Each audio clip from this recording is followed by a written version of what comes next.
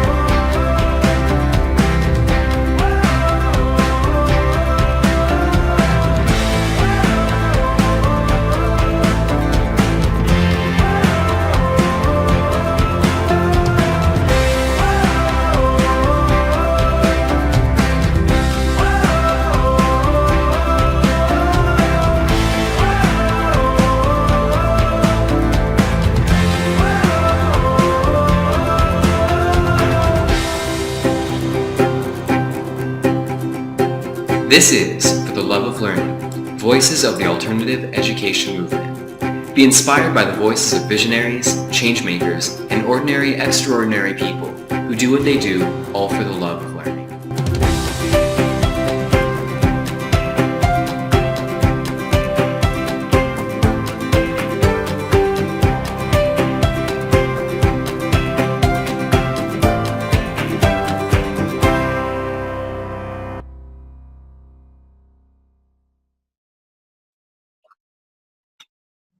This is For the Love of Learning, Voices of the Alternative Education Movement.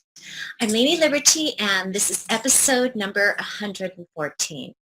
Tonight, we're going to talk about self-directed learning with some of the founders of the Alliance for Self-Directed Education. This is our second show on the topic, and we invite you to review the first show, which was episode number 85, and tonight's discussion will serve as a follow-up to that conversation we had last December. Our intention is to check in with the stakeholders of the Alliance since it was launched to explore their progress, achievements, and challenges thus far. Education is the process of acquiring knowledge, values, skills that are conducive to a satisfying and meaningful life.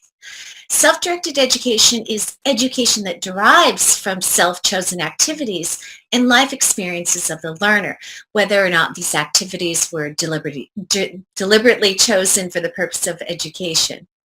Some of us are already choosing to practice self-directed education in our families and within our larger communities. We know firsthand that self-directed education works beautifully when the conditions are provided to enable it. I am going to briefly introduce each of our panelists, but I want to remind our audience that you can find out more about each of our panelists on the show notes page located at fortheloveoflearning.com, and look for the show notes page for episode number 114. There you will find more information about each of our panelists, links to their projects, and websites. So tonight's first guest, I'd like to introduce you to Carrie. Carrie is a mom of 4 never-been-to-school children in Cambridge, Massachusetts, and has been deeply involved in education policy and practice for nearly 2 decades. Massachusetts has, she has a BA in economics and a master's degree in education policy from Harvard University. She's a senior education writer for the Foundation for Economic Education and Intellectual Takeout, a monthly column for Natural Mother magazine, and a contributor to Forbes, NPR, Education Next, Secular Homeschool, and Green Child magazine. In 2015, she co-edited the book Choosing Home, home. 20 mothers celebrate staying home, raising children, and changing the world. Carrie is a co-founder of AlternativesToSchool.com and a board member at the Alliance for Self-Directed Education. So welcome back to the show. Welcome, Carrie. It's great to be with you again, Lainey. Thanks. You're welcome. Next, I'd like to introduce you to Pat. Pat has more than 36 years of fieldwork, advocacy, and personal experience helping parents and children learn in their own ways. Pat is a writer and education activist who addresses academic and general audiences about working with children, not on children, to help them to learn. Pat works closely with one of the founders of the modern homeschooling movement, the late author and teacher John Holt, and published Growing Without School magazine. Growing Without School magazine was the nation's first periodical about learning without going to school, started by Holt in 1977, and was published by Pat until 2001. So welcome back to the panel tonight, Nice Pat. to be here, Lainey. You're very welcome. And next, I'd like to introduce you to Bria. Bria is a born and raised unschooler. Her first school was college. Her self-directed education has been a strong influence, and that she has committed her life's work to advocating for self-directed education for all. She has had the opportunity to help others learn in a variety of ways, including teaching martial arts since she was 14 years old and working for 5 years in play-based early learning center in Seattle. In addition to her work with children and families, she writes, presents, and facilitates workshops on early education and is currently working as the community manager for the Alliance of Self-Directed Education. Welcome to tonight's show, Bria. Thanks, Lainey. I'm so excited for our conversation tonight. Me too. And finally, oh no. And finally, I'd like to introduce you to Danielle. Danielle is a lawyer and children's rights activist. Her firsthand experience of the psychological and legal harms caused by mainstream schooling led her to join the self-directed education movement. Her personal mission is to promote greater legal status for children, including the right to vote, exercise free speech, and make intimate decisions. Danielle is happiest when she's hanging out with kids and helping them learn more about whatever's important to them. She has worked with learners of all ages and as a personal tutor for several years. Danielle is interested in the governance issues related to independent educational ventures and increasing financial accessibility to self-directed education. And so welcome back to the show, Danielle. Thanks so much for having us, Lainey. We're really excited to be here. You're very welcome. And we're so excited to start the conversation. And when I said, oh no, I didn't mean, oh no, I'm going to introduce you. I meant, oh no, I've got to find the rest of my documents. So sorry about that.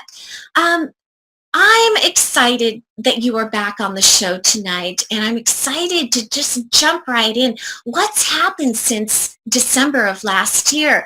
When we spoke last time, you were just about to launch the Alliance for Self-Directed Education website, and everything has changed. Tell us from your perspective, what's going on? Danielle. Yeah.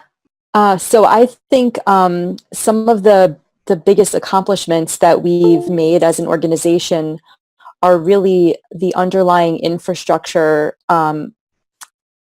pieces of our website, which were built by a combination of volunteers and staff. And it was such a labor of love to create the member forums, which allow every member to have a profile and be able to have ongoing discussions with others about self-directed education topics. And I'm just so impressed by the website that was built from the ground up. It's a very custom-built website. It's very modern, very user-friendly. And that was sort of the first big piece that we got up and running.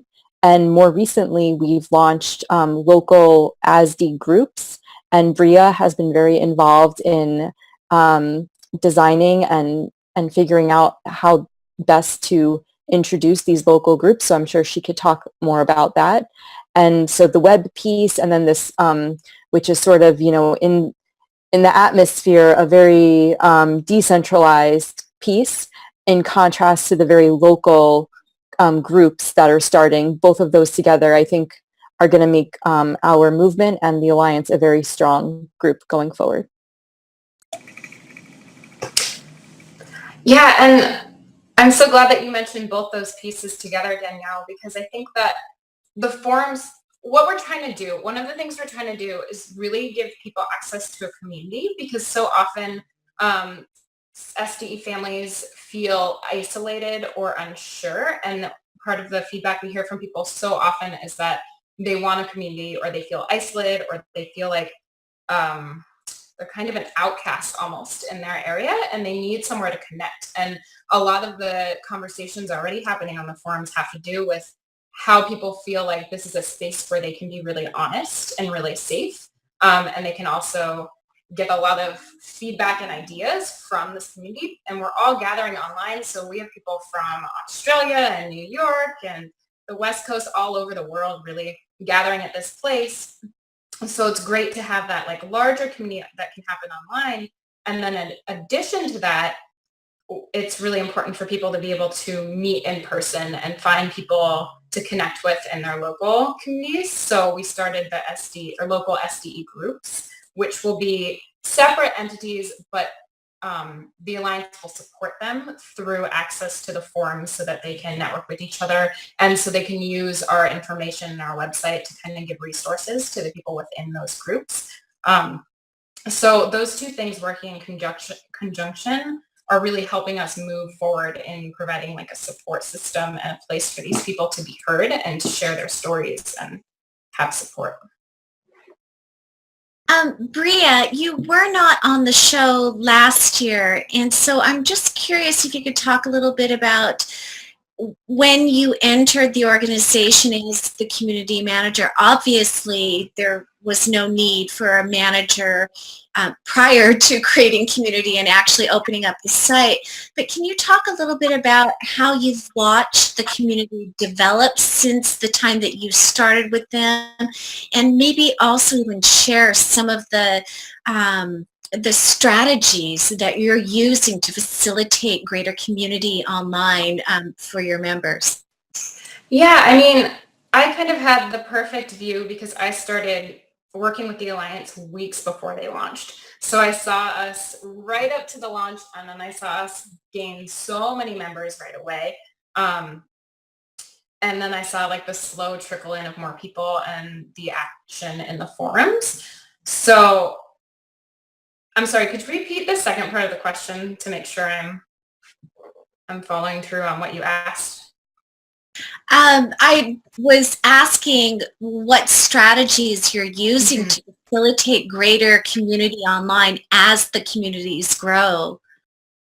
Right. So, of course, we're using the forums, and forums are always kind of a toss-up because sometimes you have people who are really actively involved, and we have a lot of people who want to be on there every day, all the time, are asking tons of great questions and connecting with a lot of people. And then we have other people who are more held back, or they just check it once a week. So really getting all those people involved is important. And one way we do that is with the newsletters. So every week we send out a newsletter with some kind of key highlights of what the organization is doing, as well as our latest tipping points articles and what's happening in the forums. And we found that sending out those like kind of forum highlights about like interesting conversations going on the forums has really increased our participation, because everyone gets those newsletters and then they can see what kind of interesting conversations are coming without even having to check and look for them. So it comes straight to their inbox and they can just go straight to it. The other thing is, I think Tipping Points really helps people get involved, and that's our online publication system. And anyone can submit to that. And we really work with the authors of the Tipping Points articles to edit their articles and just like work in conjunction with them to make sure that their ideas are coming through, but they're also connected to what the Alliance is trying to do. But it's a really open process. Anyone can submit an article about anything, whether it's a personalized story or some sort of self-directed education center they have, or a philosophy. It can be anything. And that's really helped engage a lot of our members in kind of a different way. That's awesome. I actually want to talk a little bit more about Tipping Point and about the types of articles and topics that you're sharing, but let's do that a little bit later on when we're talking, when we dive into like the content of your offering. Carrie, actually, why don't we jump on over to you, and I'd like to know a little bit about the progress in fundraising. I know it was a big push before the launch, and then of course after the launch you're looking for sponsors. How is the fundraising portion going thus far? Yeah, Lainey, it's interesting just to be back here since December and really think about all of this incredible progress that the Alliance has made in really such a short time. So certainly the Tipping Points magazine, the weekly newsletter, the support groups that are just starting up now locally, and of course the member forums, which is really, I think, the crux of what the Alliance is really focused on, is building that community and helping people to feel confident in self-directed education and feel like that they are part of a larger movement and are with people that think similarly. And so a lot of this involves some fundraising. We are so fortunate to be able to fund a bit of Bria's work as our community manager, and are looking to continue to fundraise so that we can do more, so that we can expand our offerings. We're really just beginning, and it's just incredible to see how much we've been able to do so far. So at the end of August, we were excited that we had an anonymous donor offer to match fundraising up to $10,000. And so we raised almost that. We raised $9,003, which was then matched by our donor generously. So that helped tremendously. We also have the sponsors that you indicated, who are often organizations involved with self-directed education, learning centers, democratic schools, other kinds of organizations that are in this space and that wanted to become sponsoring members, and they have their logos on our website, and we try to help showcase some of their work whenever we can. That's awesome. Can I ask you a little bit about what the organization's policy is in terms of transparency for where the funds are actually allocated as they come in for the organization? Right. So we are a 501c3 registered nonprofit. We file annually with the IRS. And Danielle maybe can talk a little bit more about this, looking to create an annual report that shows a bit more about where the money is going as well. Certainly all of our donors receive, it's a tax deductible gift, so they receive their acknowledgement. And hopefully they're seeing, I think, in just the daily work of the Alliance where their funds are going and how a little goes a long way, and certainly a lot would go even further. So we are certainly not resting on our laurels, imagining all of the possibilities of some of your viewers might have remembered back when we first started the Alliance, and we had those viral videos that Akilah Richards and Laura Kriegel created with the animated drawings as Akilah and then later her daughter Marley were talking about what does self-directed education mean. And I'm often sharing those videos with folks to try to get them to understand a bit more about what self-directed education means, both from our perspective as parents and educators, and also from the young people's perspective as people going through self-directed education. And so we're looking to do more of those kinds of things to help members and people interested in self-directed education learn more about what it even means and how they can begin to apply it in their own lives. Yeah, that's awesome. Thank you. Thank you so much for that. I want to go over to Pat. We haven't heard from you yet, and I know there's things that you want to talk about in terms of the projects that you're focused on within the Alliance. But I do want to ask you before before you jump into talking about the resource section that you're working on launching, isn't self-directed education just a rebranding of unschooling? I guess technically it's really a rebranding of the phrase self-directed learning, which John Holt used in his very first book, How Children Learn, and he wasn't the first to use it then. So, you know, and then unschooling, I mean, Lainey, you want to get into that whole thing? Are you an unschooler? Define unschooling to me. You know? Let's just stay focused on the things we agree on, and that's why self-directed education. It was Carlo Ricci who I first heard came up with that idea, and he then talked to Peter Gray about it, and because I mean, self-directed learning is it's what I've always used, but by saying education, we own more of we own the overall concept, not just the task of learning, which we wanted to, finally like get into people's consciousness, and I'd like Kerry to talk more about some of the comments that she's received on some of her articles. I mean, as I could talk about, things I've received. I mean, you just talk about people trying to understand what self-directed education is. You would think it's self-evident, and say, oh, it's what you do the minute you're born. And people go, what? They don't get that. It's like nothing really exists until you go to school for a lot of people in terms of learning. There's still this idea that children are blobs, and they get formed when they go to school. So it's an uphill battle. And there's a lot of self-interested parties that want to keep it that way. There's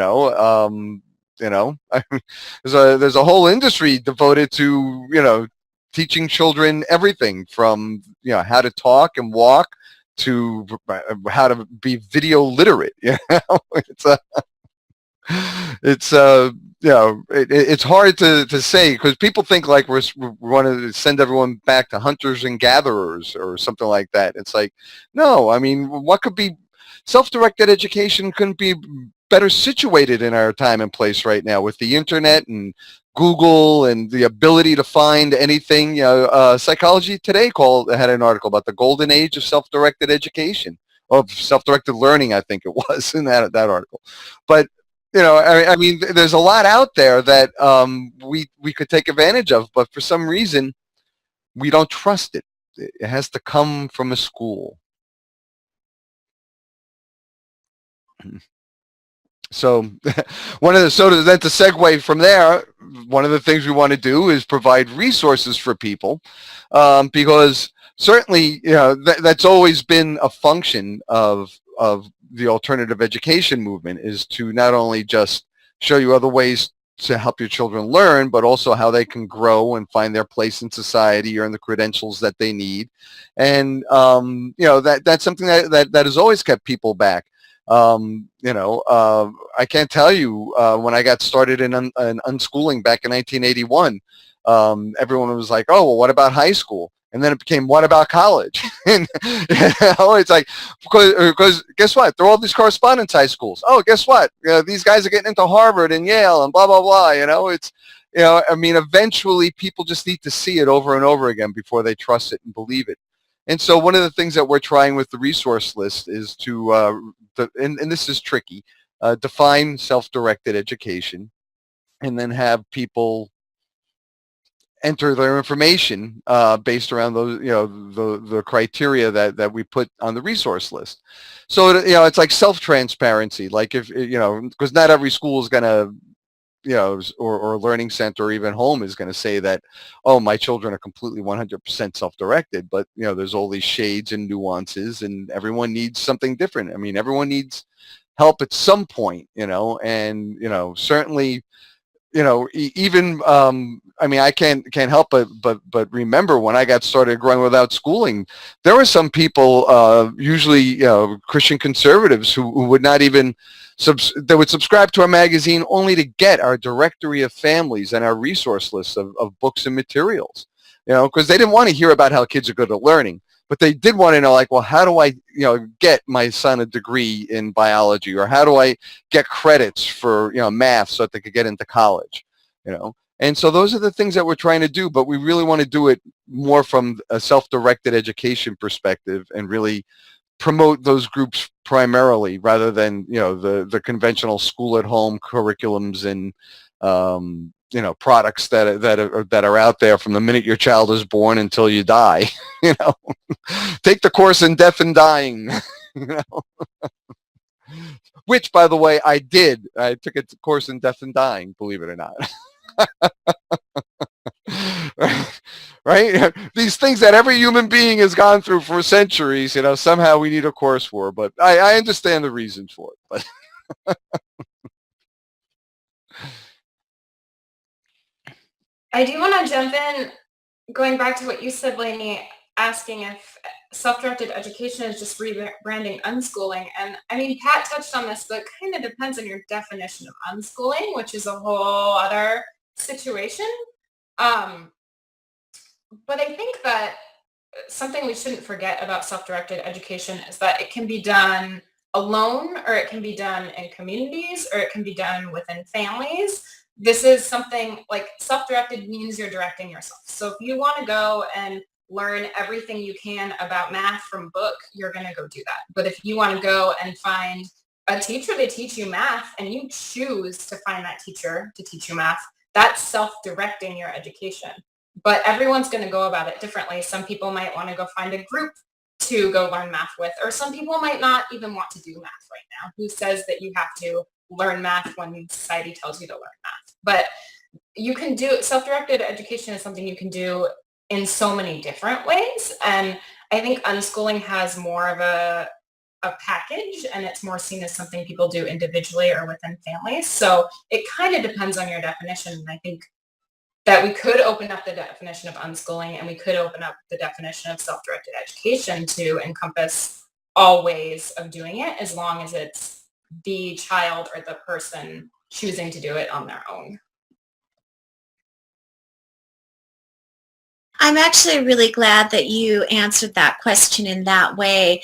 And from my perspective as an unschooler and unschooling family, I identify with those things. I wonder, though, if there is ever a conflict between families that are trying to get their children to self-direct. You hear the nuance of how I'm asking that? Is there ever any conflict in advocate, I don't know what the right word is to say, but to advocate for your child, to persuade your child to direct, in that way? I mean, maybe Carrie has a good perspective on this with having several children, but maybe I don't understand your question fully, but I don't think children need to be persuaded to self-direct. I think that schooling often kills their ability to self-direct or silences it for a while. So when we put them in school, we say, oh, these kids couldn't self-direct. They won't even do their homework. But that's because they're bored and they don't want to do that. And I think if you just let kids live, then they're going to self-direct. So I don't see that as a problem. I see it as a problem within schools. Yeah, I would piggyback on Bria's perspectives. I think it's so interesting. I had always been interested in homeschooling since first discovering it in college and then in graduate school as part of the overall alternatives to school movement, alternative education. But I didn't know anything about self-directed education and unschooling. And I was watching my young children learn and seeing them be curious and interested in ideas and following their passions, and then realized that this had a name, it had a label, and then kind of backed into it. And I often think it's the same way, I discovered that the parenting style I had a name, which was attachment parenting. Oh, really? All of these things that I'm doing just naturally that feel right for my parenting and right for my child actually has a whole philosophy behind it. And so the same thing was true for me with discovering self-directed education and unschooling.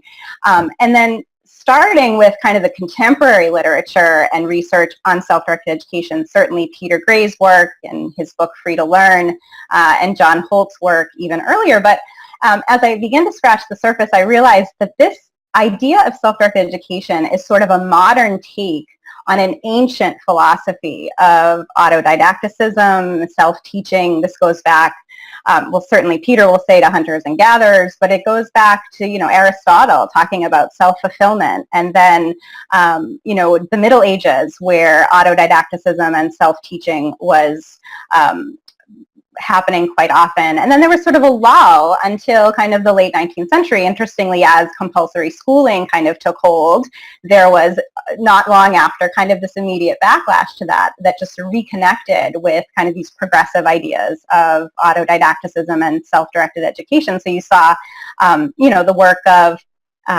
Francisco Freire and A.S. Neal and the beginning of sort of Sudbury schools and democratic education, Paul Goodman's work with compulsory miseducation, Ivan Ilyich and deschooling society. In kind of the mid-century, last century, you had this explosion and sort of these radical progressive ideas around learning. And so I think contextualizing unschooling and self-directed education in that context is so much more valuable, because you realize this isn't a new sort of, avant-garde idea. This is timeless.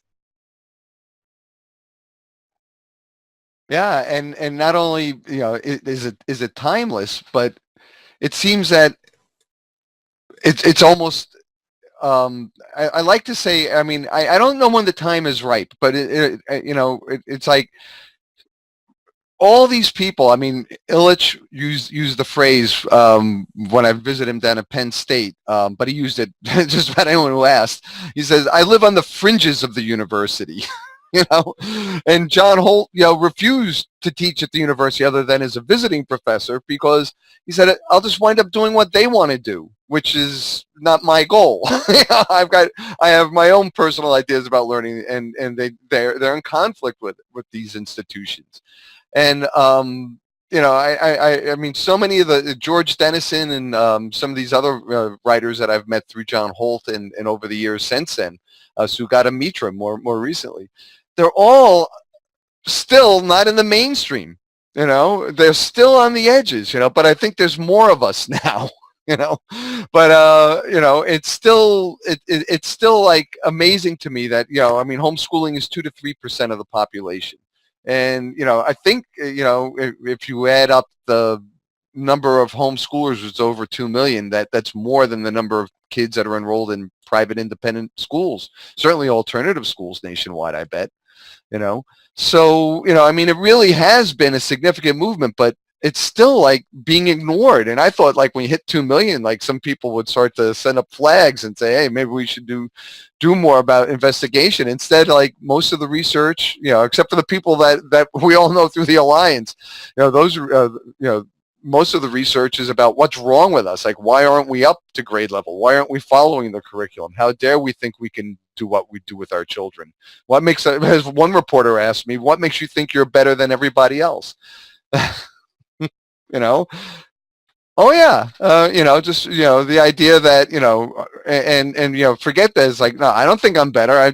My children are learning and I'm helping them learn. It's not like I'm the better teacher. It's a whole different model.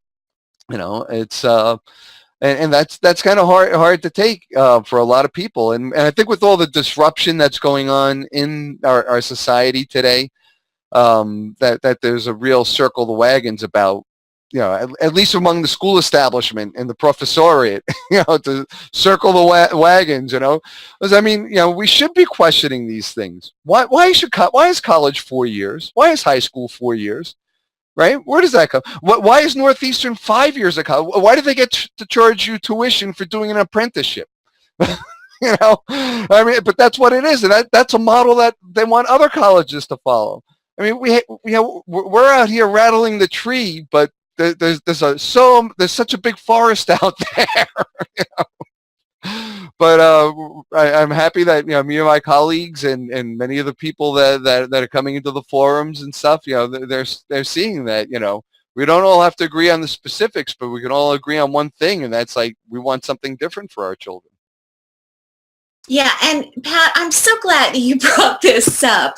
I think that the actual possible threat is raising self-directed question askers, like asking those kinds of questions, like why does college have to be 4 years and so forth. So I think that is where you'll find the nature of the threat. So yeah, thank you for bringing that up. So everybody has mentioned working with, well, you've mentioned different modalities of alternative education and authors that are talking about different ways of educating. And I just want to know from this group, what is the criteria for organizations to work with the Alliance for Self-Directed Education as part of one of the sponsors or one of the partners? And I'm just going to open it up and go ahead and take that to the panel. I'd be happy to take a stab at this one. So we've been talking since the very first days of ASDE about this very question, about what are the criteria or the guidelines for being able to really say that you are self-directed as a learning center or as a school or as a homeschool practice or as a learner. And we went back and forth, I think, for about a year. And I think what we've come to now is we've decided that it's not up to us to definitively decide whether someone is doing self-directed education or whether a certain practice is or is not self-directed. Instead, we, in a very, self-directed way, want to put that responsibility on other people to explain how they see themselves and how they see what they're doing as fitting with what we call the 6 optimizing conditions of self-directed education. So we decided that we don't ever want to be in the position of saying that a certain school is or is not practicing self-directed education for many reasons. And one of the biggest reasons is that having one organization give itself sort of the authority to decide whether learning centers fit with their model just sort of didn't match our entire philosophy of sort of a decentralized and consensus building type of way. And it also did not recognize sort of the infinite variety and variation that might exist. To have one organization be that determining factor wouldn't really work. So we do have a list on our website of the 6 optimizing conditions for self-directed education. And what we do for once we launch our resource directory, learning centers will be able to explain in their own words how they meet the 6 different conditions of self-directed education, so that it's in their own words and it's what they think it is. And then it's up to the parents and the students, the children, to decide if a certain vision jives with them and if it makes sense and if it meets their needs. And we felt that that was a much more democratic and inclusive way to go about this issue.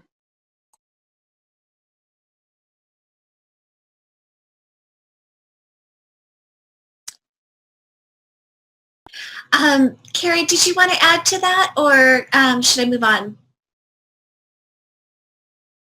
I think Danielle answered it much more thoroughly than I was going to, yes. I actually want to follow up with you, Danielle. I was wondering if you could talk about the intersection of the legalities of children's rights and the ability to self-direct.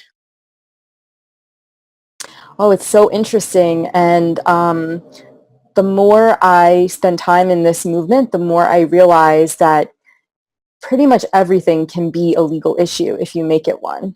And I mean, the U.S. is a very litigious place for personal injury types of things. Luckily, the US is better than some other countries in terms of giving parents the legal protection and the legal right to raise their children how the parent sees fit. So right now, the legal right to practice self-directed education is really a legal right that rests with the parent.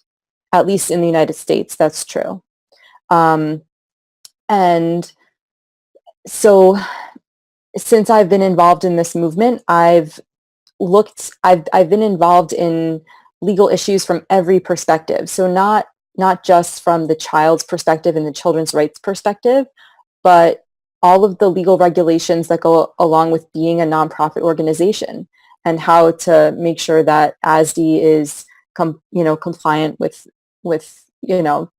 sort of the regular regulations and nonprofit tax exempt filings and things like that.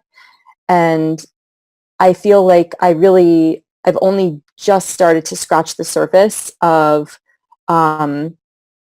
really making a dent in giving children more rights. It's almost like it's such a big nut to crack. And I think a big place where we should start is we should start to get more young people involved with ASDE, and I think that will happen with the local groups. And even there was a big ASDE contingent at the Aero conference this year, and one of the things that was brought up was by several people was, why aren't there more young people here sort of advocating for their own right to self-directed education? And it's interesting, to my knowledge, there doesn't seem to be a centralized, at least, group of young people advocating for their interests in this way or using this vocabulary. So I think that that's something that there's definitely an opportunity to do more of that going forward. But so far, it's really that the right to self-directed education rests with the parent.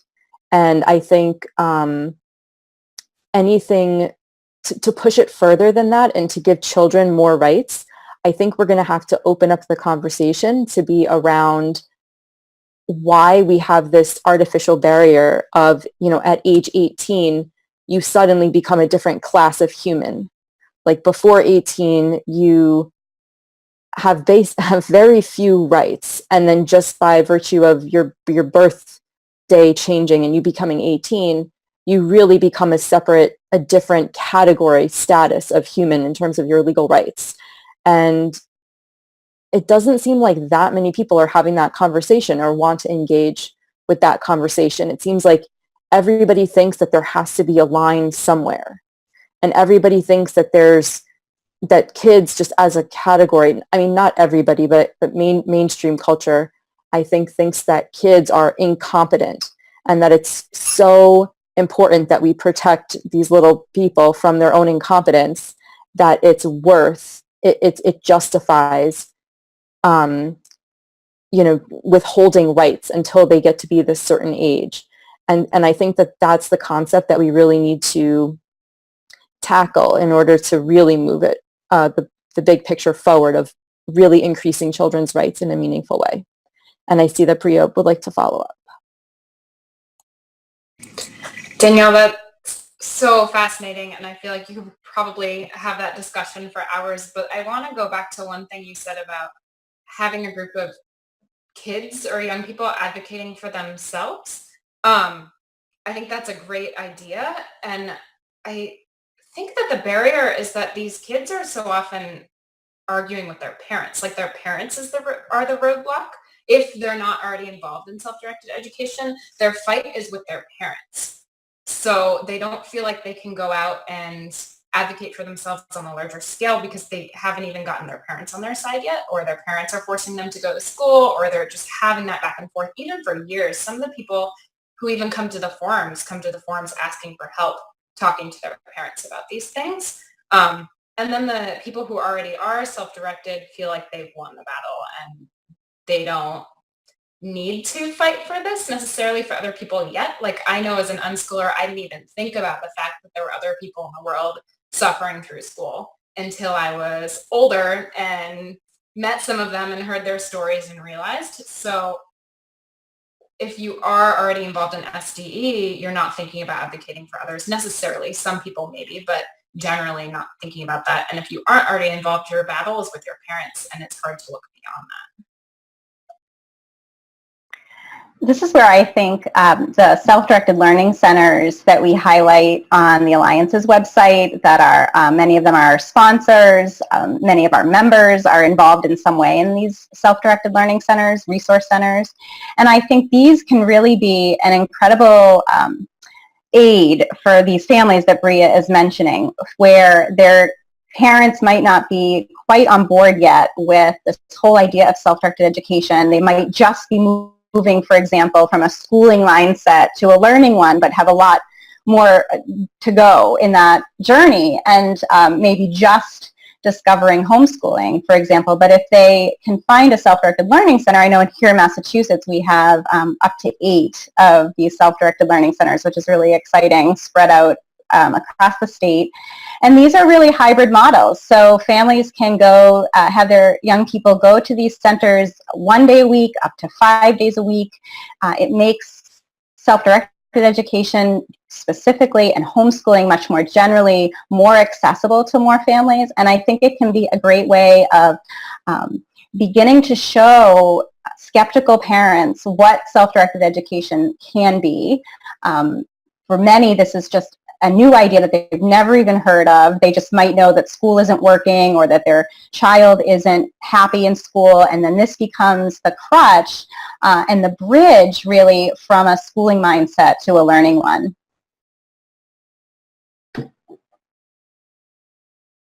I was wondering if you could follow up, maybe Bria, with a little bit more describing the community segments that you are serving. You've mentioned learners, self-directed learners, or those that want to become self-directed learners that don't have support from their parents. Can you define some of the other sort of segments that you are noticing in terms of population that are showing up on the site? I mean, they're all over the map. We have parents of unschoolers. We have people who have started these learning centers that Carrie is talking about. We have parents of schoolers who might be curious about it or feel like they don't have any support in their community and don't know where to go. We have self-directed teens and kids, mostly teens, I think, on the forums, or teens who want to be self-directed but are currently struggling with that with their parents. We have parenting coaches and attachment parenting experts, or just people who are curious in that. It's all over the map. And we also have people from all over the world doing different things and different levels of advocacy, because I think you mentioned too, Danielle, different countries have varying levels of regulations for parents. So a lot of these places, and I can't remember where, but a lot of these places don't even allow you to take your kids out of school. It's illegal. So we have people advocating in their countries to try and make even just homeschooling and then self-directed education legal. So it's really all kinds of people doing all kinds of different things.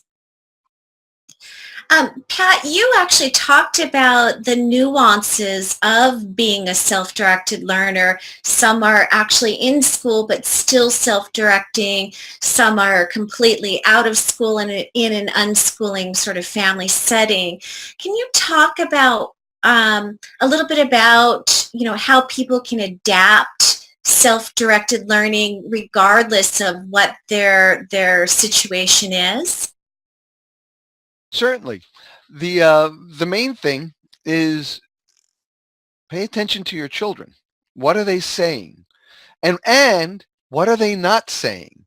Look at their body language, are their eyes rolling? Are their eyes bright, when you bring something up? I mean, these are all the subtle things that when all of a sudden you don't have someone, today's Tuesday and at 9 o'clock we're doing math, when it's like, oh, you mean tomorrow I get to choose? It's not just tomorrow. It's like every day you get to create your schedule. And what happens is some people, it ebbs and flows, and changes, just like the variety of people that Bria was describing. And well, I'll take it to a different place though, because my expertise is with families and unschooling, and even before there were learning centers, before the internet. I'm a dinosaur here, but you know what? It all worked. It all worked, and it still does. And guess what? People were worried back then that they weren't doing enough for their child. I think that's a big worry that a lot of parents have about self-directed education. Am I doing enough? Is my child then going to do enough unless I move them along? How do I know that they're learning enough? It's like the anxiety that goes along with all this can actually interfere with the learning and get in the way. And then the kids actually want to like relieve your anxiety, and they start doing things just for the sake of that instead of for the sake of learning and moving forward with what they're interested in. And when that happens, sometimes it can be a book that you get them. Sometimes it's a question that they ask and you say, oh, well, Uncle Joe knows something about carpentry. Let's talk to him, Or it could just be a movie, you watch a movie, and the next thing you know, that becomes like a theme for like a week or two, or maybe a year. Harry Potter. I knew more than one homeschool child that was dressed as Harry Potter for a year. And and what's great about self-directed education and unschooling is that it allows you to pursue that. But the problem is, as Bria very very ably pointed out, parents are uncomfortable with that. I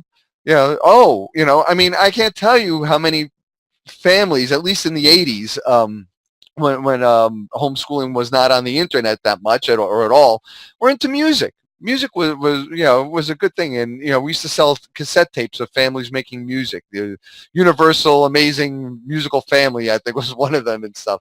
And people would just share these things and make them, and this handmade quality of stuff. And then next thing you know, it might turn into formal lessons. It might turn into going to a music school. Or you know what? Many of these families, they didn't. The music continues, but it's just something that they did, to relax on the weekends or with friends. But it seems like, with self-directed learning, in education, you're allowed to follow all the connections, because everything is connected. Music is connected to literature. Literature is connected, is poetry. Lyrics and music are poetry. There's tons of math if you want to get involved in math and studying musical theory. It's all there. You could study, you could take anything, computers, whatever, and just start to follow everything. But we think that everything has to be broken into certain subjects, and so we're going to study history here, math here, and English here, and there's walls separating everything. Everything's in its own silo, and the irony is, I've been hearing about at the university level, at least since the 1980s, we're going to increase interdisciplinary studies, so we're going to get someone from the philosophy department to talk about tessellation to the math department, blah blah blah. It's not happening at any large scale, and it's been promoted as an important thing for schools to do, universities in particular. But it hasn't. So self-directed learning, I think, not only provides us with a different model of how these things can go, but also a different way of thinking about the structure of schooling, because people will choose to go and do something. So why can't they set themselves up so, all right, you want to start this course? Well, it's a 12-week course, and it starts this way, or you can have ongoing admissions or something, especially with the internet. There are so many ways. And then, once driverless cars come in, goodness gracious, no more driver's ed, and then you could put like a 10-year-old and go and their friends and take them to the Museum of Science while you stay at home. Have your friend meet them at the other end. But no one wants to go there. We're all trapped in the factory model of education. And we think that, that it's based on science. It's not. There is no science says everyone needs to learn by 3rd grade. Everyone must know algebra by 7th grade. There is nothing in our biology or in the history of mankind or humankind that says that. It's purely arbitrary. And we should see, because self-directed learning, some kids learn to read and write and calculate much sooner than others, and then others are very late bloomers. But then when they get into something, they're in it with a passion. So I'd like to jump in and talk about my firsthand experience of running a learning center, a self-directed learning center called DIDA Academy in Brooklyn, New York. I'm the co-founder and director of DIDA. And it's been really interesting to, on the one hand, really come from a place of respecting the concepts of self-directed education so much, and having respect for children be the guiding philosophy and principle behind our learning center. And then on the other hand, still realize that, DIDA is a nonprofit, but we are still a business, in that we need to, get tuition, come in, and we need to have parents sign their children up in order to actually be a center that's running. And it's been a really interesting learning experience for us to keep the principles of self-directed education always, and still compete as a business and demonstrate what value are you bringing as a learning center to the families that you're serving.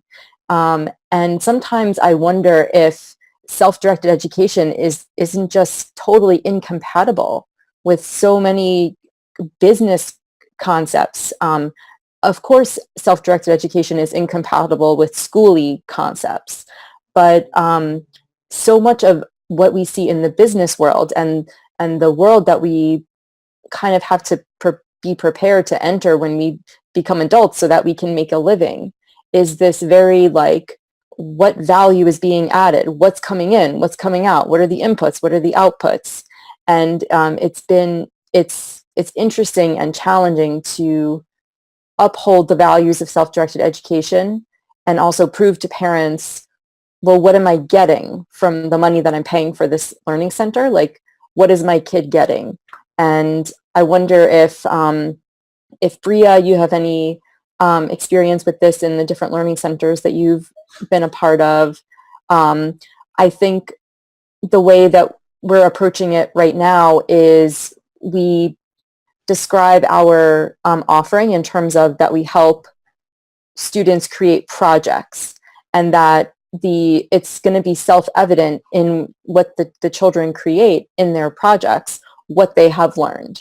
And it's sort of, we expect that it's basically going to be impossible to not see lots of progress that happens when you give children this sort of environment.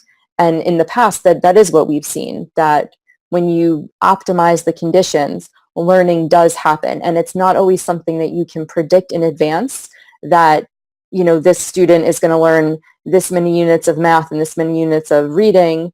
But I think what we look for is we look for progress. We look for the light to come alive in their eyes. And we at DIDA do frame it in terms of a project, and we try to help students create a self-directed project. Danielle, your question is a really interesting one, and I think it's different with the age group that I am used to working with, because they're really young. And first and foremost, this is a different beast, but first and foremost, the parents are paying for childcare for their kids because that's what they need at that age. But the way we have approached making learning visible, and I think this is kind of related to doing projects, and I think it might be a model that self-directed learning centers can use. The way we approach it is that we write about it after it's happened. So something will happen, and it's very play-based. I mean, the kids are very young, but they're learning so much, obviously, at that age. Something will happen, and then we'll write a story about it, and then we'll highlight what the kids learned through that thing happening. So instead of writing curriculum like, I'm going to give this lesson plan, and the kids will tick off these marks, and here's what your kids will learn, it's like, here's what your kids did today, and here's what learning happened while they were doing that. And in that way, it helps parents process too, like, oh, that's what sociodramatic play means, or that's what my kid's learning while they're jumping through an obstacle course, or all those things that seem so small and insignificant when we're just watching kids do them, but are such a huge part of their learning process and their growth.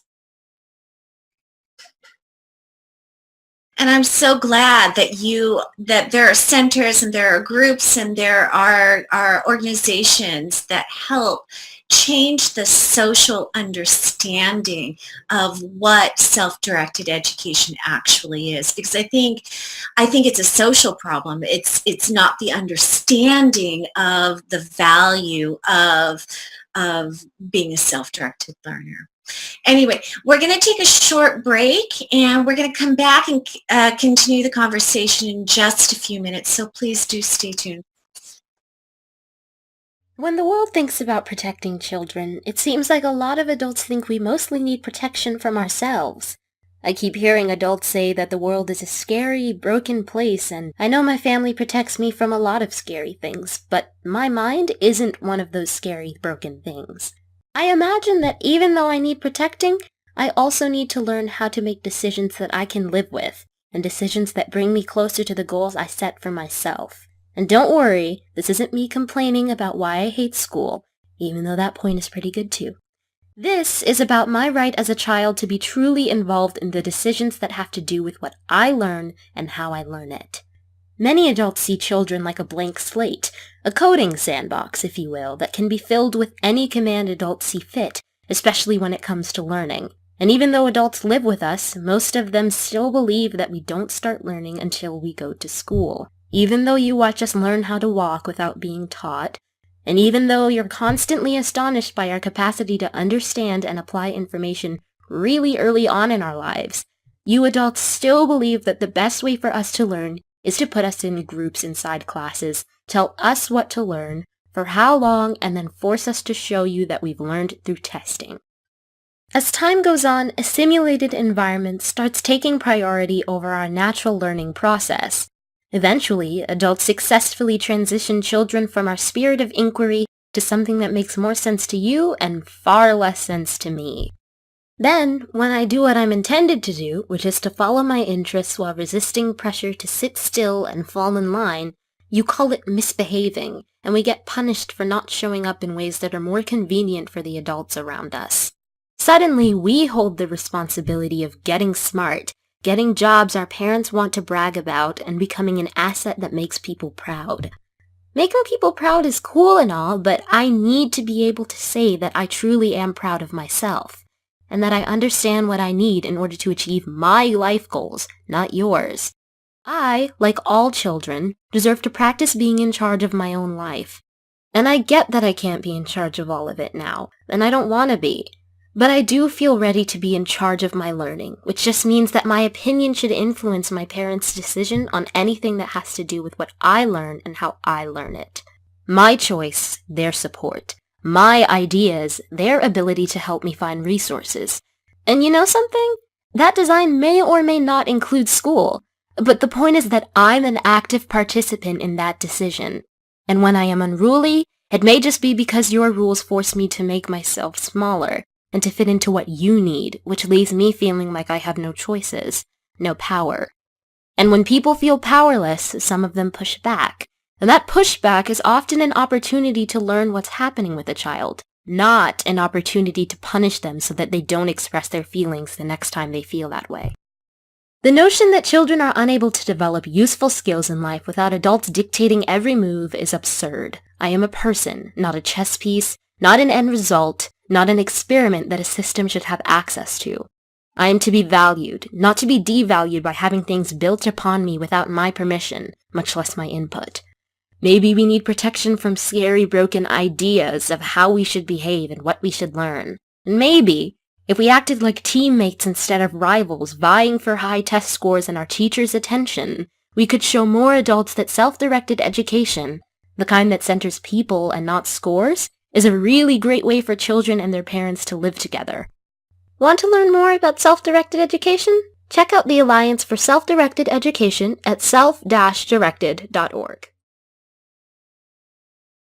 So we hope you enjoyed that short video, and we're going to just jump back into the conversation. But before we go to specific topic about the Alliance for Self-Directed Education, I want to jump over to Pat. And Pat, go ahead and share with us a little bit about this special project that you're working on right now, related to this, of course. Well, the project is out. It's the 50th anniversary edition of How Children Learn. The first edition was in 1967, and it's been in print continuously ever since. How Children Fail came out 2 years before it, and that's also still in print. But what's unique about How Children Learn is, of all John's books, that's his bestseller, and it's been translated the most around the world. And it's amazing to me how, in 1967 when he wrote it, it became a bestseller and caused quite a stir, basically because he challenged this idea that children were blobs, that that there were tabula rasa, the blank slate that needed to be written upon by their elders, programmed like a computer, and John said, no, they're active learners. They learn through their activity. Look at this. I mean, it's just right before our eyes. And to me, the way he plays that out in this book is remarkable, because it happens in two phases. The first phase is the 1960s, where based on his experiences as a fifth grade teacher, and then as a visiting professor at UC Berkeley and at Harvard, and he spoke before Congress in, I think, 1968 or 69. He was really well known at that period of time. But he was, questioning the value of school even in 1967, saying, if children learn so well on their own, what are we doing? and in fact, he writes that's why he wrote this book, because How Children Fail is about how children do poorly in school because of school, because of the pressure to perform in school, the fear of failure. So he said, how can I want to do something positive. How can I describe how children learn? So I guess I'll have to study them before they go to school. And that's what How Children Learn is full of. And almost all his observations have been verified by subsequent research and stuff, although he was citing research at the time that supported his positions of children as active learners. But then the second phase really, I think, is remarkable, and that's when he revised the book after he started working homeschooling. And he revised the book in 1983, so that would be 6 years of working with Growing Without Schooling magazine that he edited. And he wound up writing an entire new chapter. He almost doubled the amount of words in How Children Learn, from his experience in a classroom through his experience with homeschoolers. And he really felt an important thing was to add a whole chapter about fantasy and play. And that, one thing that is How Children Learn, fantasy and play, very, very important. And he saw that in the 67, and he really hammers it, in the revised edition. And, for me personally, because it's funny, people say, again, like I'm a dinosaur because I'm not always saying, you should get this sort of computer program or subscribe to this internet site for your children to learn best. It's like, we were always dealing with computers. I just finished editing the second volume of Growing Without Schooling magazine. It covers issues 20 to 30. So now I've edited the issues from 1977 to 1983. And from the very first year in 1977, they're talking about computers. Because if you've got kids in your home, they're going to be talking about what is important to them. And guess what? Radio Shack TRS-80 computers, they were really important back then. And then as we're going forward, it's like, right now, in the early 80s, he's talking about Mindstorms and Seymour Papert's work at MIT. And, this has always been a part of it. And John's observations about technology and how children use it versus how adults want them to use it, and most importantly, how we use technology on children, to make them do what we want, to seduce them into, guess what? You just learned some math by playing that game. It's like a trick almost instead of an enjoyable moment. Like, oh, that was a good game. Let's leave it at that. So the book is really remarkable to me because it has that element of the 60s and the 80s, and here it is, the 21st century, and it still speaks to us. We still have this issue of this. I'm going to paraphrase it incorrectly, but education chasing the child instead of the child chasing education. And it's ridiculous when you watch how people learn outside of school, after they go to school, and before they go to school. People like to do things. They like to learn, and they tend to do it in a sociable way. And that's what John saw. I mean, yeah, there are some quiet kids that learn independently, and then there are other kids who were social and had to be talking. And play and fantasy were the common denominators that bring all this together. And so I think that how children learn. I mean, I'm always amazed. We talked about I mean, Kerry's got a master's in education. Danielle's running a school and studied education law. But they're all into homeschooling. They get these ideas. And so it gives me hope, and to think that 50 years ago John was trying to convince people of this, and he admitted it. Because I think I'm glad I remembered this. One it's not a difference, but it's an emphasis that I think is really important. A lot of people want to improve education so kids can get into college, or so that they can earn more money as adults, or so that they can have the ambitions to save the world or come up with some incredible invention. There are more humble reasons that people want to do this. That's because they enjoy being with their children and enjoying and watching them learn, and that's a good thing. And we could help people. I mean, it's like everything has to have a purpose and be analyzed. And one of the things that I got out of How Children Learn is how so much of this happens through just life. It's not building up GPA. It's not a report card. And what John talks about, and it's very subtle, but he isn't talking about improving education.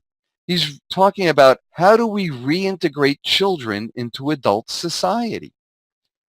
It's like, that's why he didn't think schools as we know them are terribly important for this function. In fact, they're one of the problems with it. But he hopes, and I hope that we can change them. And I see learning centers and alternative schools as transitional places where we can see this taking place. I see homeschooling and unschooling as transitional places. No one's got the one answer, but everyone is contributing to the answer by showing us what else can be done.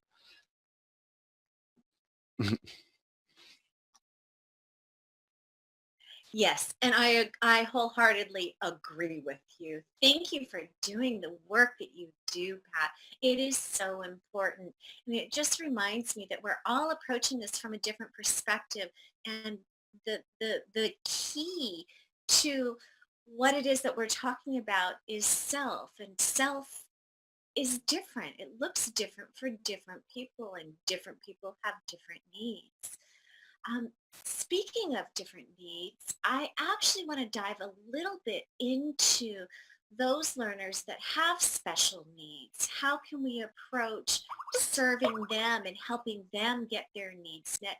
And indeed, are there services or conversations or forums or any support mechanisms in place through the Alliance to support these kinds of learners? I'm just going to open this up to the panel. So I'd like to kick it off by saying that I definitely think that self-directed education is appropriate and works for children with special needs. I've had about 9 months of, I've been fortunate to work very closely, intensively, around 20 hours a week, give or take, for the last 9 months or so with a small boy with cerebral palsy who is nonverbal. And he has attended a self-directed and then a democratic school in New York City. And the thing that really drew me to working with him and his family was that they were practicing self-directed education and attachment parenting, and that they really had a respect for this small human and his drive towards self-determination and self-direction. And when I took the job, I was feeling very experimental about it, and really wondering how well could self-directed education work for children with different needs. And what I've seen from my own observations, and also feedback that I've gotten from other people, just from neighbors or people at the playground or teachers, is we can all see that he is making progress from month to month. And I think, as Bria kind of touched on earlier, that the way that that basically that learning is happening, and that if you can just understand it enough to describe it and document it and share this information with other people, we can really do a great service to the kids that we're serving, and to all kids, by showing that self-directed education works. And you have to be on the lookout to see the improvements and see the behaviors that are in the case of kids with special needs. There might be some behaviors that were really problematic, like safety concerns or mobility concerns. And in my case, I saw that there's certain playgrounds that we go to all the time, and in the span of a month or a couple of months, I'll see that there's certain moves on the playground that he was not able to do at all before. And then over the course of months, he attempts these moves, and I help and assist and facilitate with these bodily functions. And a couple months later, it's crazy to remember that a couple months ago he wasn't doing this particular thing at all. He was maybe only on the baby playground, and now he's doing the most complicated maneuver on the big kid side of the playground. And that is the type of growth that I've seen in this boy with cerebral palsy. And it's visible to all the people that go to the playground. He's a very recognizable character at the playground, and I get comments all the time of his progress. And it's very validating to me as his facilitator. And it really does show me that self-directed education works, and that even children with special needs, they want to grow, they want to play, they want to be social and experiment, and that it's just about creating the conditions, the 6 optimizing conditions, and that when those conditions are present, pretty much anybody can self-direct and make those improvements in that way.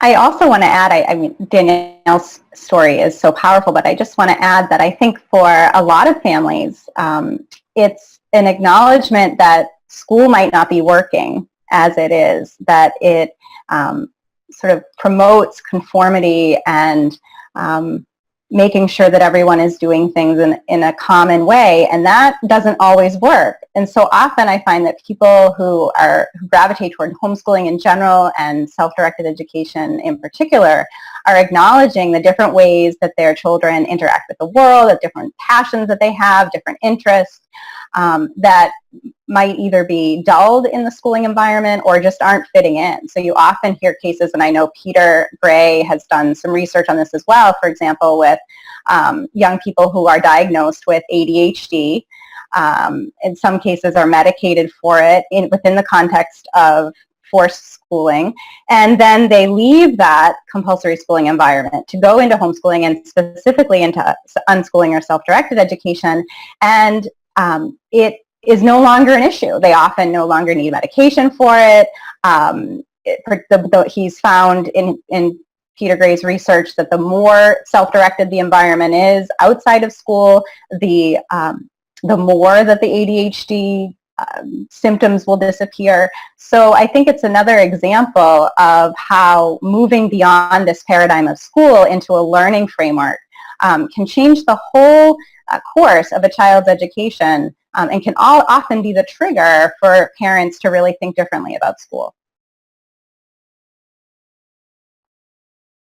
Yeah, I'd just like to add that I've been, I've known a lot of homeschooling and unschooling families that have worked with special needs children. My wife is now a director of special education for a charter school in Boston. She's worked with that population for many years. And she often says one of the best things that they could do if we to homeschool them, and one of the which is of course very hard for families like that. But I am aware of families that have done that, and one of the things that I've heard over and over again is the amount of time that it takes them to get their child ready in the morning, to get on the bus to go to where the institution that they have to go to, and then to settle their child down when they get home from that. That just eliminating that whole those transitions made their lives so much easier. That they were able to have much calmer days and and cover a lot of the material. But again, like, whose responsibility is the child? I mean, because again, this may not be as fraught as it was in the 80s, but I remember working with a lawyer here in Massachusetts who had a mom in Wellesley, a very Tony neighborhood here, who had her degree in special ed, and her son was at the Boston College program for special, he was in a wheelchair and so on, and they really put up a fight about her taking him out to homeschool. And we had to threaten legal action before they said, that she was because they kept saying she was unqualified. It's like, this is her job.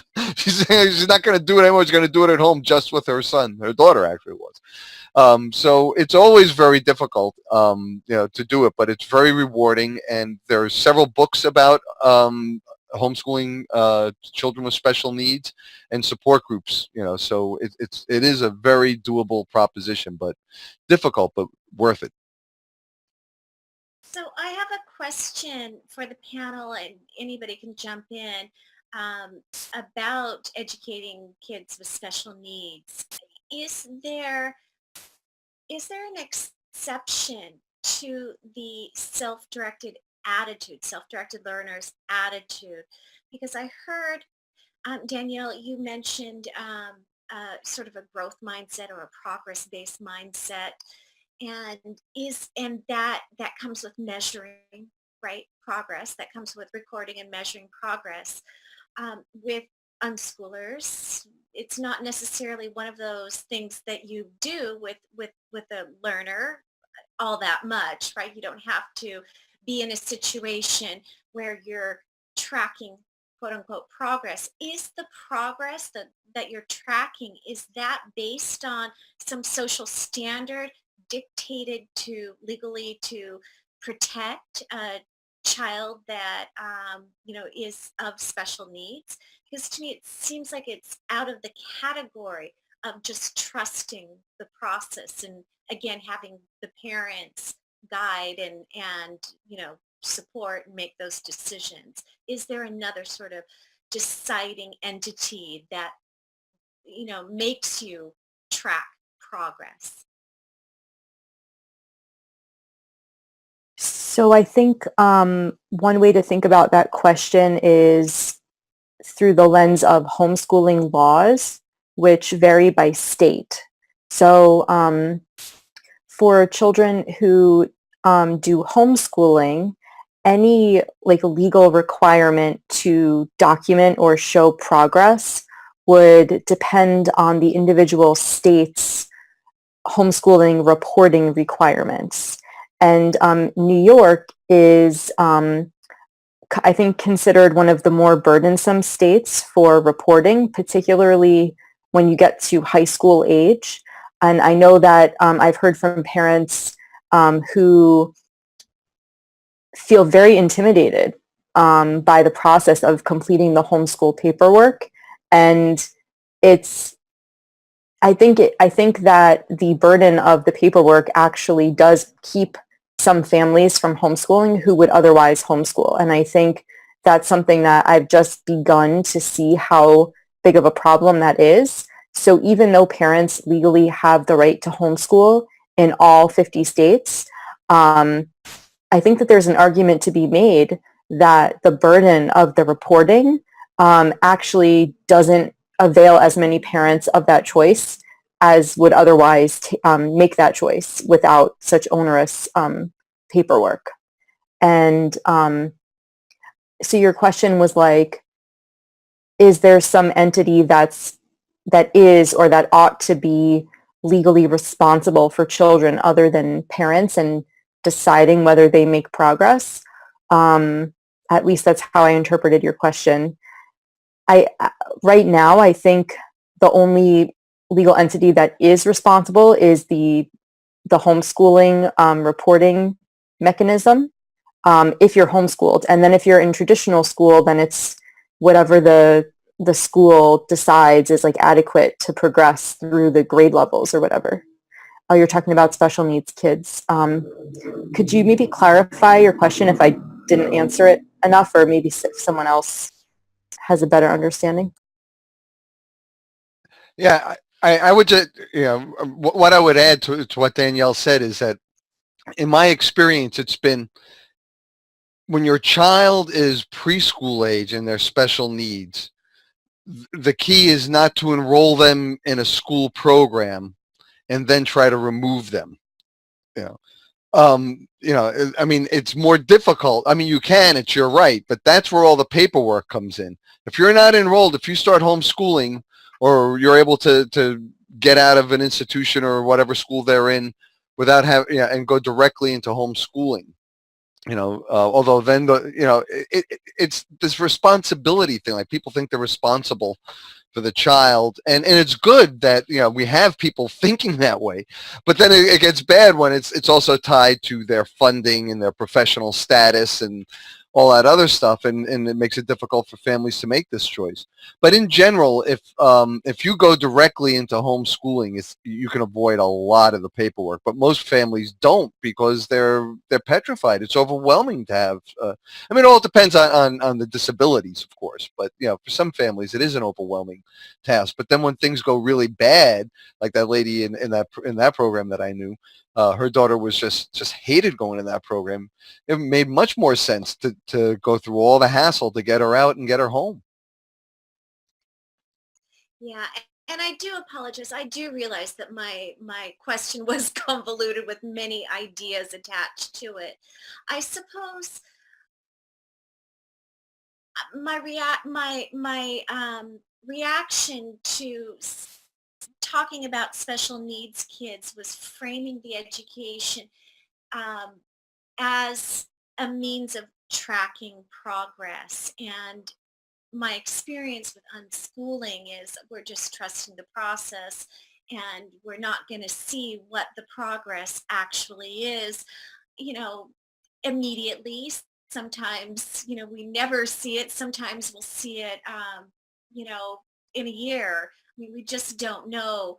And it occurred to me, as Danielle, as you were speaking, there's more of a conscious mindset about tracking that this is working. And that almost brings more consciousness to it, but also it adds more stress, I would think, to the process. Does that help? Again, I know it's a lot of different ideas, and I'm trying to articulate, with lots and lots of different opinions and background into one question. But does that help clarify what I was asking?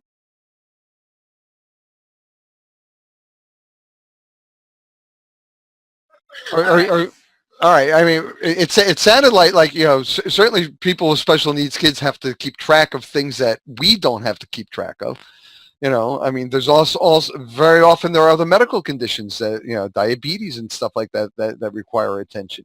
So yeah, there is a lot more of steps and record keeping that you have to do for them in some cases, but you can still unschool. And in a way, I think there's a silver lining to the obvious, struggles that come with parenting children with special needs, which is that I think it is a silver lining, because I know that there's just tremendous heartache and extra effort, extra time, extra money that has to go into raising children with special needs. But the silver lining is that I think parents are really able to put aside a lot of mainstream society expectations around like keeping up with grade level and getting into the best colleges possible and standardized tests and all of these like, shoulds and, becoming an elite educated person. I think a lot of that noise luckily doesn't exist, or if it does, it's to a much like less degree for parents of children with special needs. And at least for the family that I'm working with, I love their approach because it's all about how to maximize a good life for their child. And they're not, they're based on the abilities of their child. They're, at this point, it doesn't really seem like college is most likely going to be something that would be useful or desirable. Maybe some sort of like vocational education would be the way to go. But we're able to really just approach his life from like, what does the best possible life look like for this child? And how do we maximize his self-determination and his learning, whatever the bounds of that might be for him, and just really not being concerned with like what mainstream kids are doing or like what mainstream success looks like. And that's been sort of the silver lining, I think, from my perspective of it's really very individual focused. And correct me if I'm wrong, Danielle, but I didn't read what you said about his progress as a necessity to keep careful track of his progress, but more that you were noticing all the progress he was making naturally through just like interacting with him. And I think that's the same for all self-directed learners, that you may or may not notice progress at any given time, but you will eventually notice the progress they're doing naturally, as opposed to having some formalized system or being hyper aware of tracking what progress they're making. Well, and I would just add too that I think for some families, they come to homeschooling or an alternative to school because the IEP process, the individual education plan that special needs students often have, becomes burdensome, and parents might disagree with the school district, and they might not like the direction that the school district is taking their child. And so it's a form of real parental empowerment to choose to remove that child from school and educate him or her privately. So I just want to shift gears just a little bit. I was wondering if we can talk a little bit about the role that community plays within the self-directed education, and also maybe community in terms of learning and community in terms of supporting one another as the learner is actually getting more familiar and comfortable with self-directing.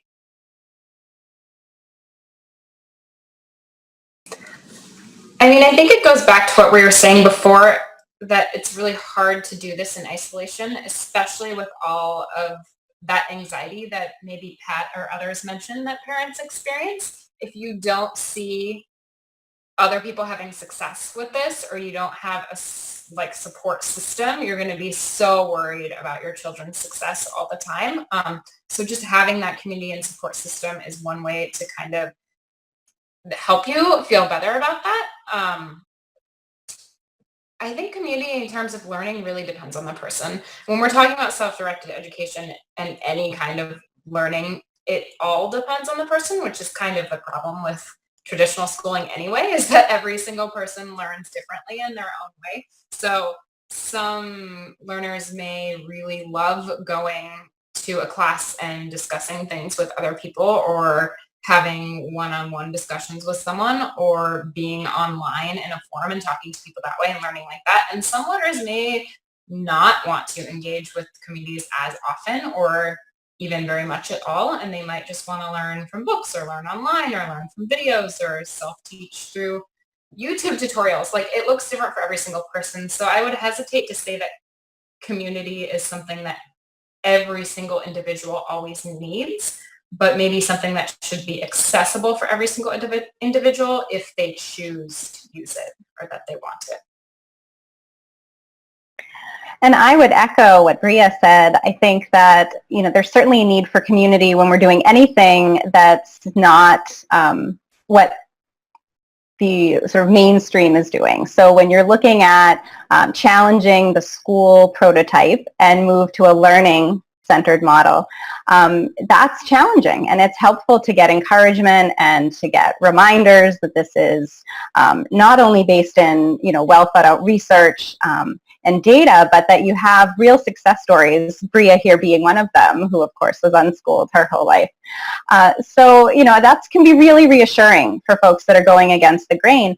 But I would also add too, and I think Bria touched on this as well, that one of the things I think unschoolers and self-directed learners recognize early on is the idea that community is quite authentic. So we are immersed in our, for example, my 4 children and our family, we're immersed in authentic community throughout our city, not just interacting with same age peers in an age segregated classroom, but really interacting with people of all ages and backgrounds and experiences, very often tied to passions and experiences. And I often write about and talk about my 8-year-old son who's passionate about skateboarding, and talk about a diverse multi-age community with skateboarding and his experiences there. So I think that we're able to really facilitate and foster authentic, genuine community as self-directed learners.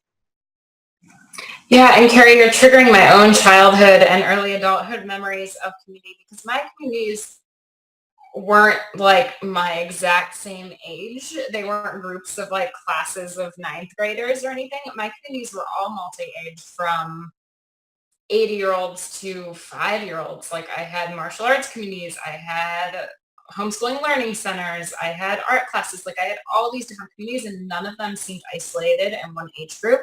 And I think that's so important and such a big part of what self-directed education is.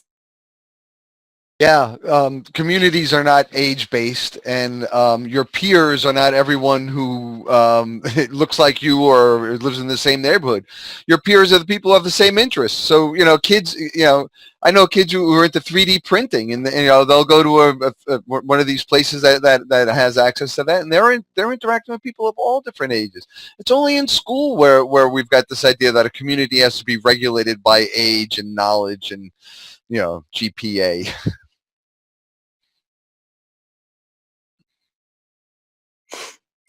And I'd like to add how DITA Academy deals with community. So we are, you know, in ourselves a community that brings people together. We are a learning center. And we also are unique in that we chose to have our learning center at a co-working space. So co-working spaces are like this somewhat new popular fad, I think mostly for like younger working professionals, but I guess, you know, there are all age groups there too.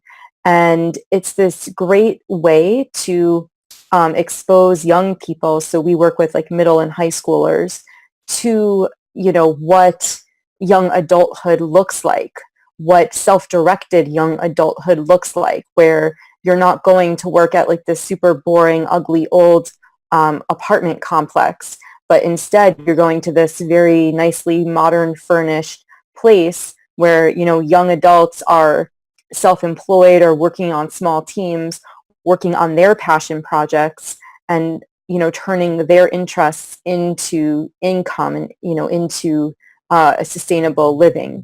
So that's one model that exists, is the DITA model of kind of putting teenagers in co-working spaces.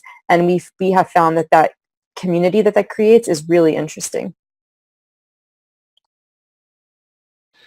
I just like to add one thing to that. You brought up a good point, Danielle, about children and responsibility. I mean, you're talking about teenagers, but even younger children, like, you know, not all of them, but, you know, and again, like, it's the parents, the parent or concerned adult who's paying attention will know when it's right to give them responsibility. I've known some kids, 8 or 9 years old, who were wanted to be babysitters, very, very good at it, and other kids who wanted to learn, like flying planes and stuff, couldn't quite get into that, but the parents led them to Civil Air Patrol and flight simulators and stuff like that.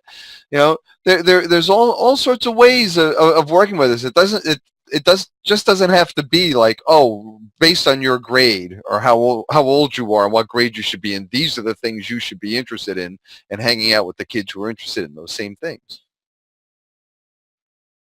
Yeah, Pat brings up a really good point that just made me think that often you will hear adults say to children, what do you want to be when you grow up? And I think for self-directed learners and unschoolers, they're already doing it. My daughter will answer, I'm a baker. It's what I'm doing now. And maybe she'll do it when she's a grown-up, but she's just living. This isn't something that's postponed until adulthood. This is living and learning through daily life and through meaningful interaction with our communities. Yeah, there's so many benefits to being a self-directed learner. That is apparent. I want to talk a little bit about the website. Can we go back to talking a little bit about tipping points and about the articles that you're sharing and how the community itself is actually contributing to creating some of the content? Would anybody like to share some of the topics that have been shared so far? All the content is community created, so I think there might be a couple articles on there that the organizing team wrote, but that's because they wrote and submitted articles, just like the rest of the community. There are all kinds of articles on there. We actually recently had one in Spanish, which is really exciting because opening up self-directed education to different cultures in different languages is something that not necessarily the organizing team can do, but when we get submissions from authors who can do that, it's really great to bridge those gaps. And that was about the benefits of self-directed education. And then we also have another one coming up in Spanish soon, so those will continue. There have been ones that people wrote about their individual learning centers and what happens. I think we have one about a democratic school and what learning looks like in their democratic school. We have, I'm trying to remember, there's been so many. We have unschoolers stories just about things that they've experienced. A lot of travelers actually talking about how they've experienced unschooling through their travels. There's a bunch. Does anyone want to jump in with any of their favorite or notable ones that they've seen so far?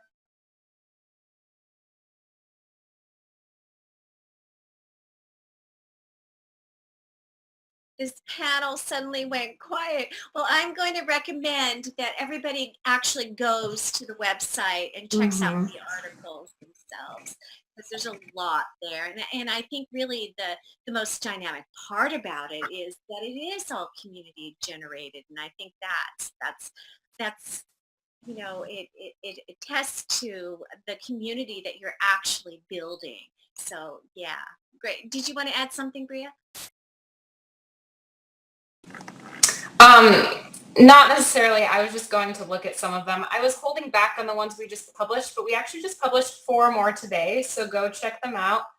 There's another one in Spanish on there. There's one called The Taming of the American Child, which is a really interesting critique of modern society, I think, and kind of the traditional mainstream system. So yeah, there's more up there, and there's just a lot to learn from these people who are really contributing to the voices of this movement.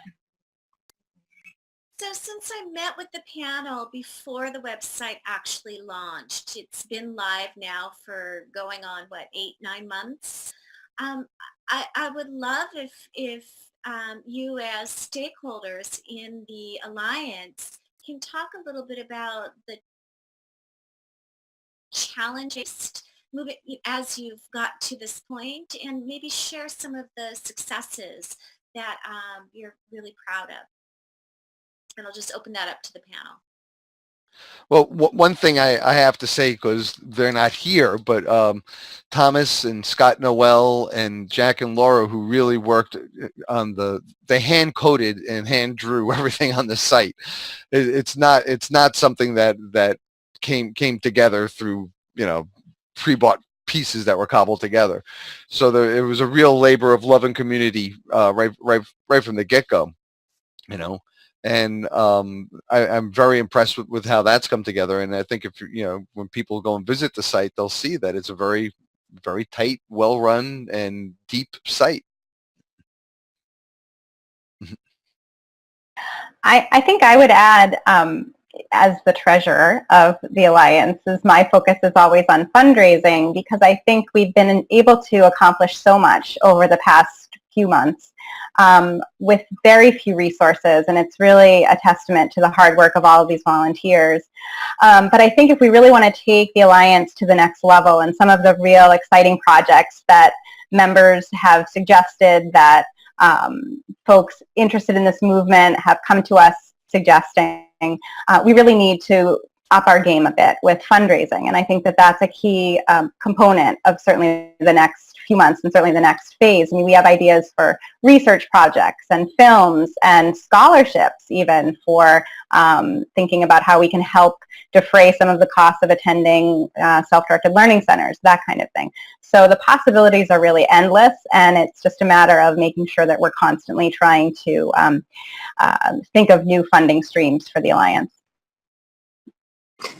And I think Carrie touched on something that's really important and really cool about what's been happening since we launched. We have a member base that has so many ideas and so much passion for this movement. So obviously, we have more ideas than we can handle, but members keep coming to the forums trying to figure out how to make space and progress their own ideas just through networking, even without the Alliance's help. Or they're sending us emails every day saying, can you translate the website to Spanish, or can I translate your videos to German to reach these other populations? Those are just very specific examples, but there's so many ideas out there, and of course we want to do all of them, and we'd love to do all of them, but we do really need the resources for them. But the wonderful thing about the forums and having a platform for engagement and support is that people have already started to make these things happen kind of on their own.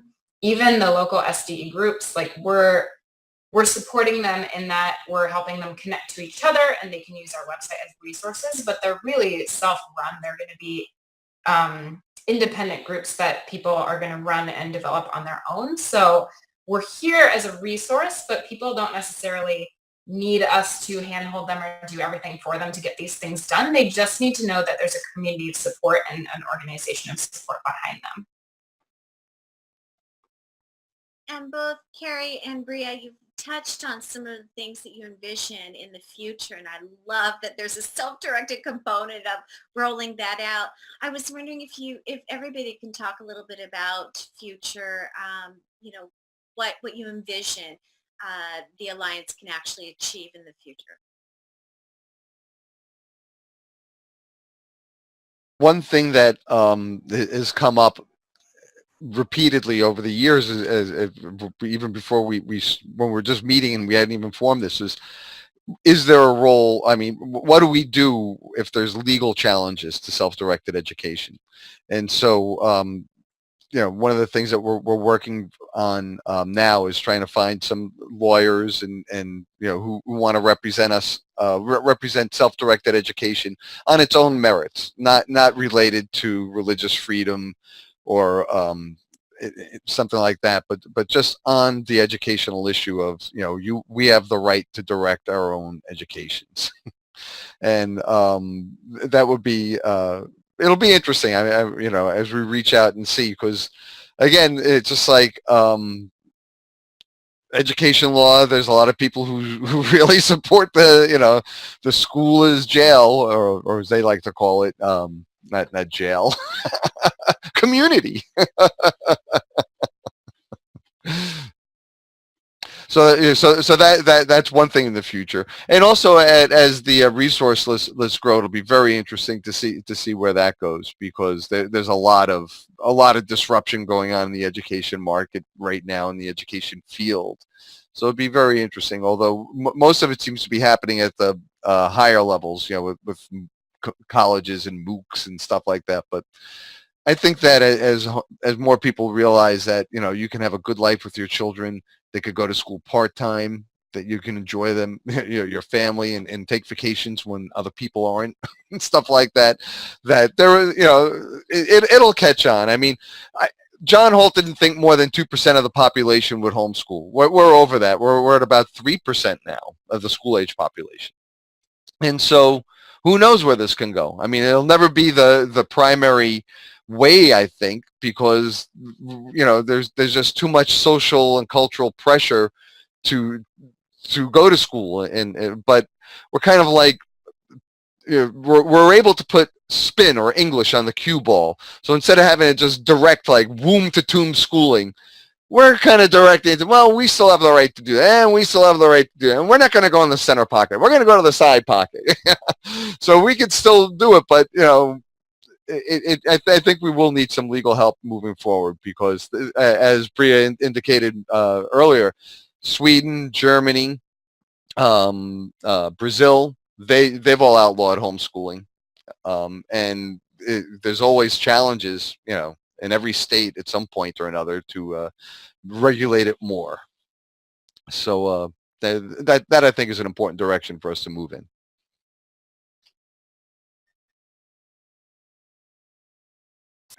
And I think, fortunately, we, the organizing team and the board members, we don't really have to decide right now what's next for the Alliance, because, as Bria mentioned, there are so many requests from members and ideas coming in of projects that people want to do. So the way that the Alliance was set up is that it's not, the central team that's making these long term decisions about projects and initiatives. We really wanted to set up a platform that allows our members to get what they need from us. And so I think our future projects are really going to follow from what people are most interested in, what our membership base is really asking for. And luckily, they've asked for more things than I think we could have even come up with ourselves. And we're going to use, the voting power of our membership to, not literal voting power, but based on what the most people are asking for, I think that's what we're going to try to facilitate.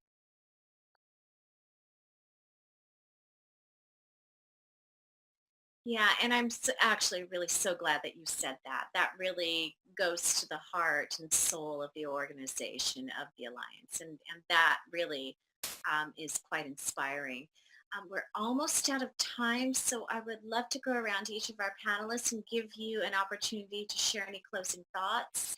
And then please do share, in addition to what you're doing at the Alliance, your individual projects and websites, and then I'll remind our audience that you can get all the information and links at our website.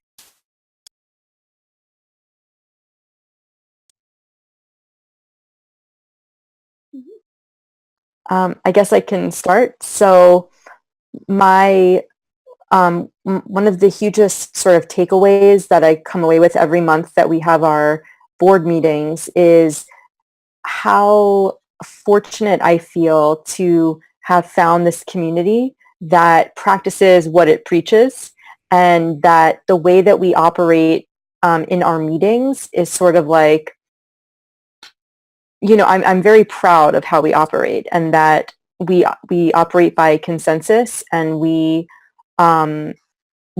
give respect to the newest member of the group just the same as, the founder of the group. And Peter Gray, who is the president of our group, and for many of us, one of the major figureheads of this movement, he's just such a generous and very down-to-earth guy, and it's such a pleasure to work in partnership with him and with everybody else on the organizing team, because everybody is just so gentle and so supportive of everybody else. And as mentioned before, so many people have put in such a labor of love as a volunteer effort, particularly Scott Noel has just been so amazing. And it's really inspiring for me as a member of this team to keep working at it. And just the culture that we've built is the thing that I'm most proud of, I think. And my personal project is DIDA Academy. Our website is didaacademy.org. That's DIDA academy.org. And we are in Brooklyn, New York. Thanks. Well, I would say that I'm really optimistic about the future of self-directed education. I think not only in terms of parental empowerment and seeing parents be able to once again take charge of their children's education by shifting control over to the child as the learner. But also, I think we're seeing some real challenges to the dominant schooling model, even within a traditional school environment. And so there's certainly incremental steps towards self-directed learning and self-directed education in traditional public schools. I most recently wrote an article for Education Next out of the Harvard Kennedy School about a brand new public school opening just outside of Boston that's focused entirely on self-directed education, and was able to win a grant and also get relief through a state innovation schools legislation to really be innovative, to really bypass existing policies and procedures that sometimes can hamper these kinds of experimental strategies within an existing school district. So I think we're seeing both certainly outside of traditional schooling and even within the traditional schooling environment, some steps in the right direction towards education freedom and self-directed learning. And I can be found at my website, wholefamilylearning.com, as well as on Facebook at Whole Family Learning and on Twitter.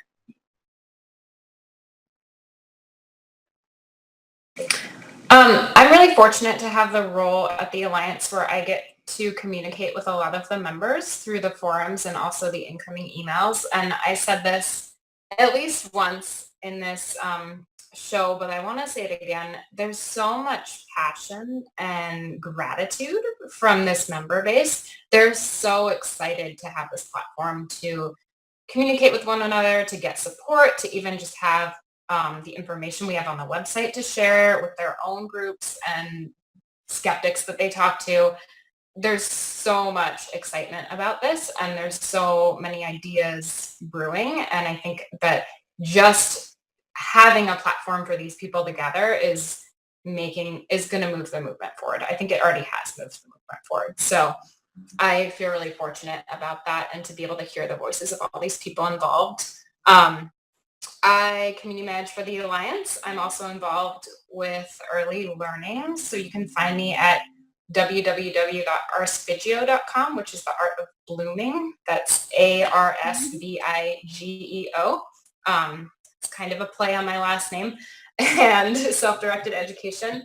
I write about and consult with parents of early learners and also preschools that want to kind of transition from more of a traditional setting to more of a play-based self-directed setting.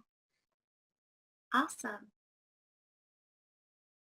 And I have to say that for me, the most amazing thing is that we've gotten as far as we have. It has just been I've been involved with Peter Gray since about 2010, I think, maybe a year or two earlier than that. And the two of us were just getting together with a couple other people on Sunday afternoons once every few months to talk about these issues and support one another's work. And then that eventually became the Alternatives to School conference and website. And that was all a volunteer effort.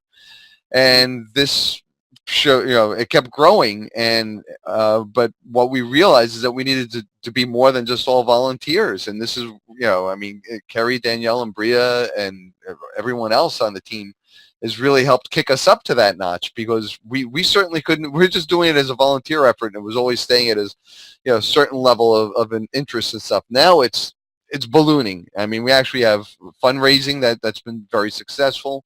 So we're able to pay a staff that's able to keep things going. And that has been really important, because if you've ever run a website on your own to do weekly newsletters, do the forums, update all the content, and fend off all the crazy emails you get, I mean, it's tough to do that as a job without pay. So I'm happy that we're able to fund this, and I'm very excited for the future of where it's going to go, because it is definitely growing. And my work is at johnholtgws.com. You could read more about or buy How Children Learn there, other books by John Holt, and also find a ton of resources, articles, and firsthand accounts about what homeschooling and unschooling has been like, and how people have gone, raised their children, and they've gone to college or found work worth doing without going to college. And these are all important things that I also find great affinity in the Alliance with. Yeah, and I'm grateful that you're all out there doing this work and holding the vision to support a group of learners and the next generation. Thank you for doing what you do. We want to thank Nina for producing the show, and Mel and Biggie over at Conscious Consumer Network. And we want to thank you, our viewers. So in closing, wherever you are and whatever you do, continue to always do it for the love of learning. If we want to change the world, we must first change the media. Mainstream media exists for the purposes of indoctrination and manipulation of public perception. The world of free and independent media is growing, and with the upsurge in information now available in the public domain, it has never been easier to access free and independent media. The exploration of this information resulted in an experimental project which would provide a fully supported space for researchers, whistleblowers, and seekers of all kinds to express themselves and educate the world. On the 1st of January 2015, Conscious Consumer Network was launched to the world. Nobody thought we would make it this far, but CCN is the longest running free and independent media network of its kind. CCN is a unique collaboration of hearts and souls, bringing you information from different perspectives to educate and inform. Since we started CCN, we have had only one desire: the pursuit of a free, fair, just, sustainable world, and this has not changed. Having overcome many challenges over the last 2 years, CCN is here to stay, and we've got great things lined up for 2017. Help keep CCN on the air by supporting the 2017 Network Support Fund.